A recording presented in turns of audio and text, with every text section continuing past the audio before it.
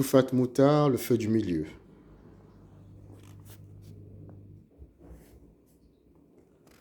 J'ouvris la bouche. Rappelle-toi ce que je t'ai enseigné à propos de la femme par rapport à l'homme. Te rappelles-tu ce que je t'ai appris? J'ouvris la bouche à peine car je n'aimais pas cette phrase. Elle me rappelait le jour où la mère de Ramla avait plaqué des pots de bananes brûlantes sur ma poitrine. Néanmoins, je marmonnais la phrase que Fundi attendait.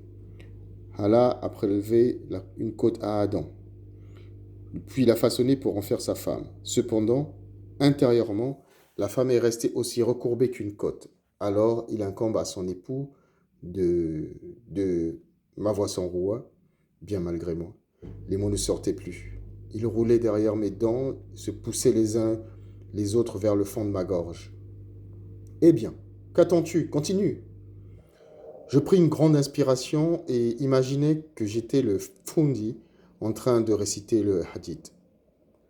Parce qu'elle est recourbée, il est du devoir de son époux de la redresser du mieux qu'il pourra. Mais il doit le faire avec douceur et s'armer de patience, car non seulement elle résistera, mais si la force à se tenir droite, elle se brisera.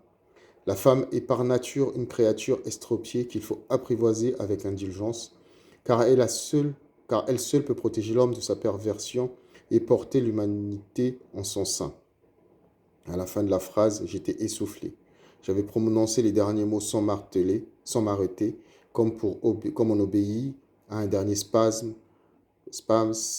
pour vomir de la bile. Ce livre, encore une fois, est un vrai bijou et il a tellement de choses dans son ventre qu'il est très difficile de trouver l'angle sur lequel on veut en parler.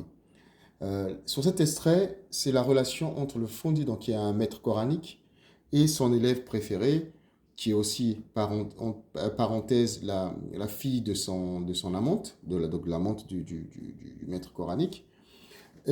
Et c'est une relation très particulière dans ce roman, c'est une relation très ambiguë dans le sens où ce Fundi qui semble être un être assez arriéré quand on lit cette phrase-là, arriéré, enfin, on est dans une époque, il est de son époque, hein, c'est un maître coranique dans des époques très lointaines où effectivement, et en plus, la personne à qui il a daigné enseigner le Coran est la fille issue de parents esclaves.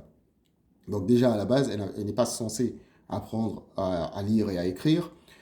Et c'est là l'ambiguïté du personnage, parce que tout en étant très traditionnaliste de l'époque, parce qu'il va quand même forcer à prendre une femme, à ravir une femme à un homme contre son gré, donc Halima.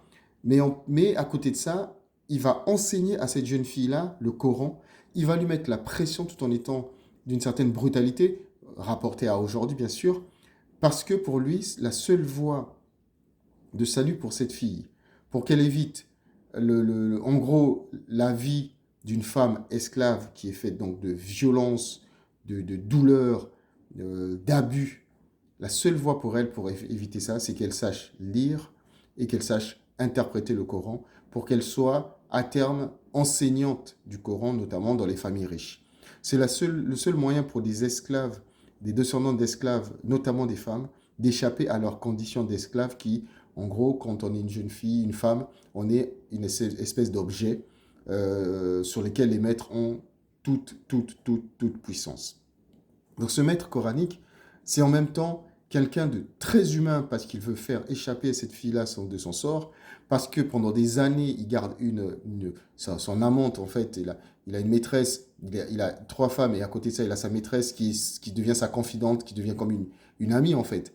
Mais tout en restant dans sa condition d'esclave, parce qu'il n'en fera jamais sa femme, parce qu'il n'oublie pas quelle est la position de cette femme-là, et que lui, c'est pourtant sa confidente. Donc il y a une relation très très très compliquée. Ce personnage n'est pas manichéen, c'est pas un salaud, c'est pas une espèce de savant généreux.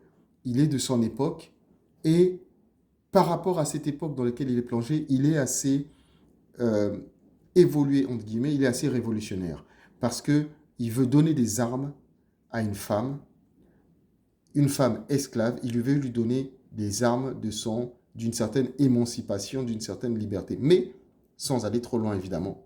parce que ça reste un homme de son époque. Il lui rappelle sa position, il lui rappelle sa place, qui est celle d'une femme. Moins d'une esclave, mais d'une femme. Donc, ce livre est vraiment truffé de très, très, très, très belles choses. Et comme je l'ai dit dans la vidéo précédente, c'est que Toufat a cette force de nous parler non pas de l'esclavage en réalité. Elle ne juge pas l'esclavage, elle ne donne pas son avis sur ça. C'est une période où on a, non pas l'esclavage en plus, c'est pas l'esclavage classique nord-sud dont on a l'habitude de narrer. Là, on est dans des territoires où on a des maîtres d'un côté et des esclaves de l'autre, qui sont des questions claniques et de religion. Donc, cette religion qui vient s'imposer dans des peuples qui ont déjà, eux, leur tradition spirituelle, donc avec leur Dieu, avec leurs croyances, et qui doivent adopter l'islam et donc la lecture du Coran comme seul moyen de se défendre. Parce que si on apprend le livre, c'est à ce moment-là qu'on peut simplement se libérer d'une éventuelle violence, notamment venant des maîtres.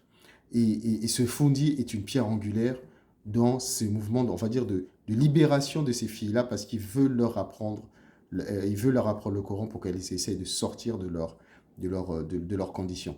Très, très, très spécial, Hamad, le Fundi Hamad, donc ce maître coranique, très, très spécial sa relation avec Gaillard, qui est la principale héroïne, et avec évidemment la mère nourricière de Gaillard, qui est sa maîtresse. J'adore ce livre, et chaque pan de ce livre nous permet d'aller au fond d'une relation et d'analyser le flux, d'émotions, le relationnel qu'il y a entre les différents personnages. Et cette espèce de quatuor entre Gaillard, sa mère nourricière, le Fundi et Halima qui va venir rajouter du piment est vraiment très bien trouvé. Toufat Moutar, le feu du milieu.